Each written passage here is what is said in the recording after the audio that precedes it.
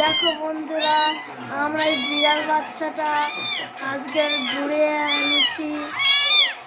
একে দুধ খাইয়ে খাইয়ে খুব বড় করে মানুষ করবো। দেখো, এই দেখো কত সুন্দর দেখতে একটা বিড়াল বাচ্চাটা।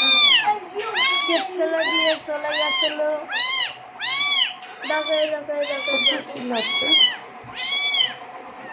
কত চিল্লাচ্ছে দেখো বন্ধুরা। হ্যাঁ, কত চিল্লাচ্ছে দেখো। দেখো কত চিল্লাচ্ছে।